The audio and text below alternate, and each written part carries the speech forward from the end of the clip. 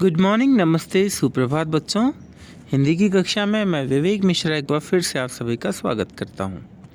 जी हाँ, इस समय हम पाठ 12 पढ़ रहे हैं। पाठ 12 का नाम है संतुलित आहार और हमारी सेहत। जी हाँ, इस पाठ से संबंधित अभी मैंने इस वीडियो के पहले भाग में जो है इस पेज से संबंधित जानकारी दी। पहले भाग में आपने जाना कि शरीर को चलाने के लिए हमें बहुत से पोषक तत्वों की आवश्यकता होती है और ये सभी पोषक तत्व हमारे संतुलित आहार में पाए जाते हैं। इस पाठ में आपने यह भी जाना कि संतुलित आहार क्या होता है और उसके सेवन से हम किस प्रकार से स्वस्थ रह सकते हैं।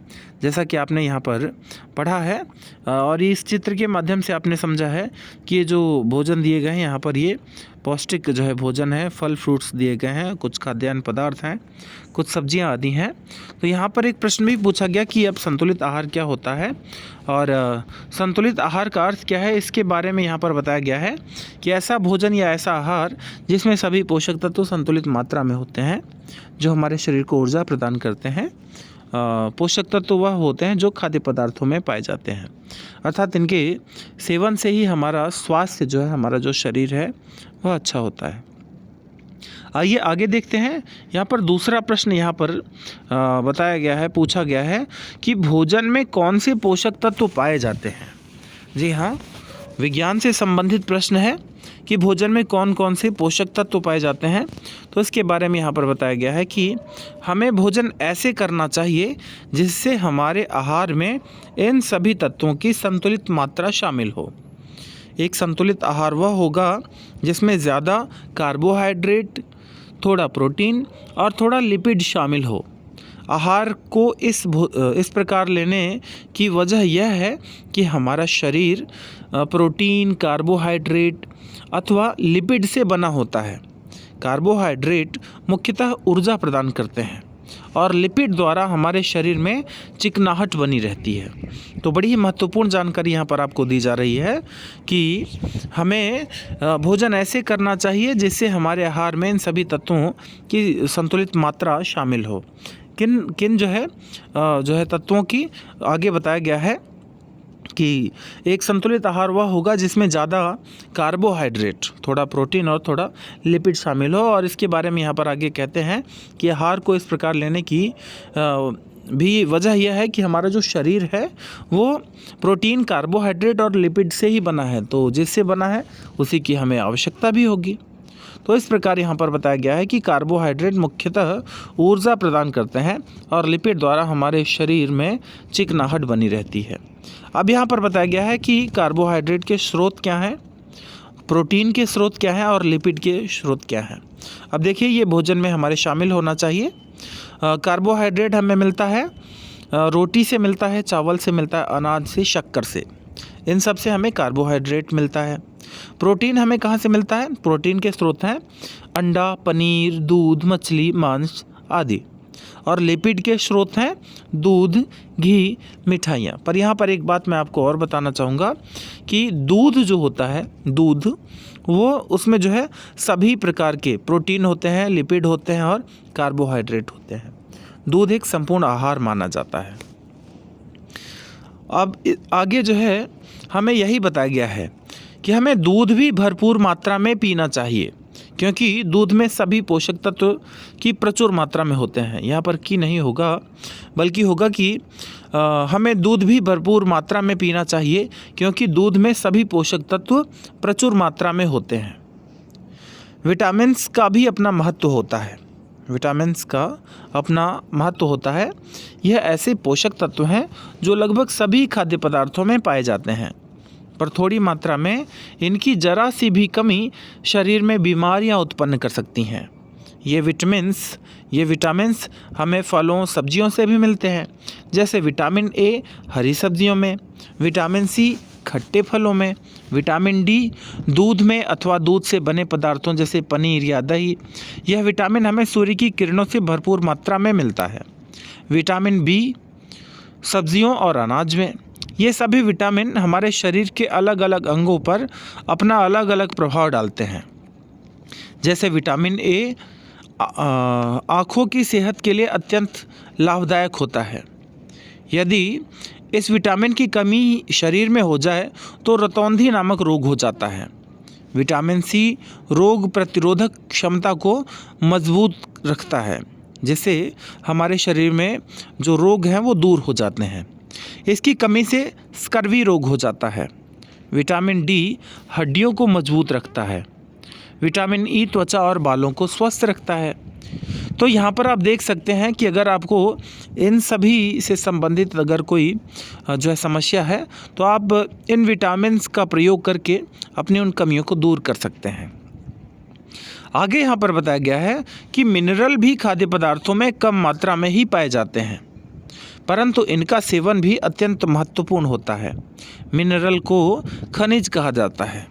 मिनरल्स के उदाहरण हैं calcium, magnesium, sodium, potassium, zinc, iron. इन सभी की आवश्यकता हमारे शरीर को होती है। तो मिनरल्स का सबसे अहम कार्य हमारे शरीर में मांसपेशियों को आराम पहुंचाना और उन्हें लचीला बनाए रखना है। मांसपेशियों के स्वस्थ होने पर ही हम शारीरिक गतिविधियां कर पाते हैं। मिनरल्स सभी हरी पत्तेदार सब्जियों में अथवा दूध में भरपूर मात्रा में पाए जाते हैं।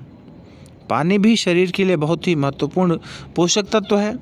पानी शरीर में नमी बनाए रखता है, तरावट प्रदान करता है, जिससे हमारे सभी अंग सही प्रकार से कार्य करते हैं। त्वचा, नाखून, बाल में चमक बनी रहती है। शरीर की आंतरिक क्रियाएं भी सुचारू रूप से चलती हैं। शरीर की जो आंतरिक क्रियाएं भी हैं वह भी सुचारू रूप से चलती हैं।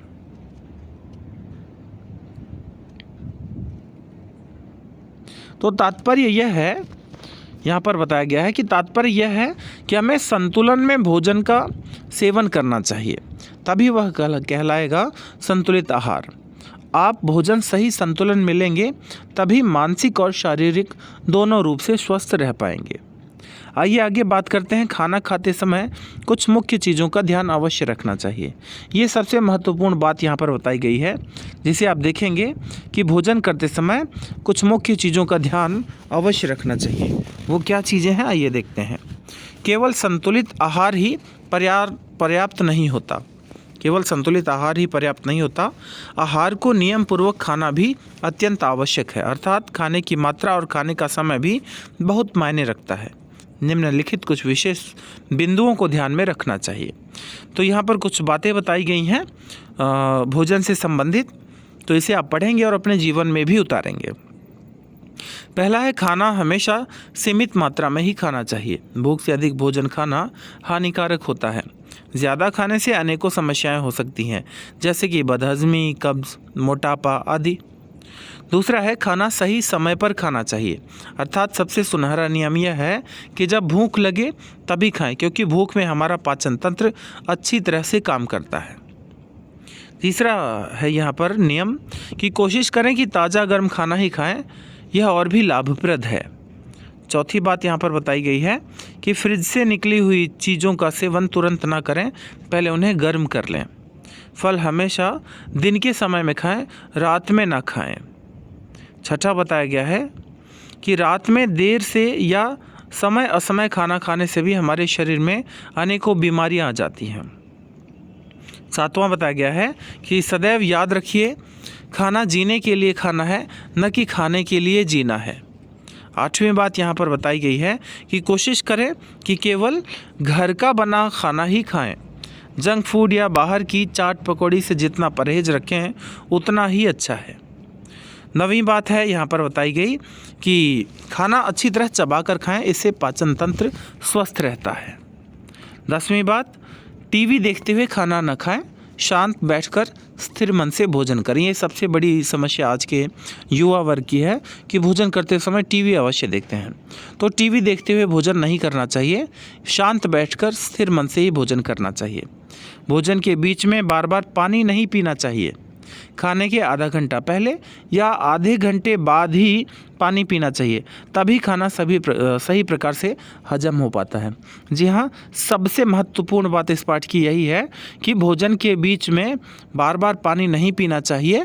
खाने से आधा घंटा पहले या आधा घंटा बाद ही पानी पीना चाहिए, तभी खाना सही प्रकार से हजम हो पाता है। और आखिरी बात यहाँ पर बताई गई है कि जो भी खाएं प्रसन्न मन से खाएं। ऐसा नहीं कि मन में टेंशन चल रही है तो जो भी खाएं प्रसन्न मन से खाएं, चाहे वो अच्छा हो या बुरा हो। भोजन खाने से पहले ईश्वर का धन्यवाद करना जो है आवश्यक है। तो यहाँ वही बताया गया कि भोजन खाने से पहले ईश्वर का धन्यवाद ज़रूर करना चाहिए। जैसा कि अभी मैंने थोड़ी देर पहले आपको बताया भी था कि अन्न ग्रहण करने से पहले विचार मन में करना है, इसी हेतु से इस शरीर का पालन रक्षण करना है। और अगली पंक्ति है कि हे परमेश्वर, एक प्रार्थना नित्य तुम्हारी सेवा में लग जाए तन मन धन अपना मातृभूमि की सेवा में। तो इस भावना के साथ हम भोजन करें कि जो हम भोजन कर रहे हैं ये हम इससे जो है हमें ऊर्जा मिले, हम ऊर्जावान हों और हम अपने लिए, अपने देश के लिए जो है कार्य कर सकें। यदि हमारे शरीर की प्रतिरोधक क्षमता अच्छी है तो हम कोरोना जैसी वैश्विक बीमारी से भी स्वयं को बचा सकते हैं। अतः स्वच्छता और नियम पूर्वक संतुलित आहार का सेवन ही एक स्वस्थ जीवन की चाबी है। हमें यह बात सदैव याद रखनी चाहिए। तो यहाँ पर आपने देखा कि भोजन हमारा कैसा हो, और आज के संदर्भ में यह बात और भी महत्वपूर्ण हो जाती है क्योंकि एक ऐसे जो है पैंडेमिक के दौर से हम यहाँ पर गुज़र रहे हैं, एक ऐसी महामारी के दौर से हम यहाँ पर गुज़र रहे हैं जिससे जो है चारों ओर कहीं न कहीं हमें जो है कुछ अशुभ समाचार जो है मिलते नज़र आते हैं। पर ये सभी सावधानी रखकर हम इस तरह के पैंडेमिक से, हम इस तरह की महामारी से स्वयं को, अपने परिवार को, अपने देश को और अपने समाज को बचा सकते हैं। तो आशा करता हूँ कि यह पाठ आपको बहुत अच्छी तरह से समझ में आया होगा और इस पाठ को पढ़कर आप इसमें लिखी हुई जो भी अच्छी बातें हैं उसे आप अपने जीवन में उतारेंगे।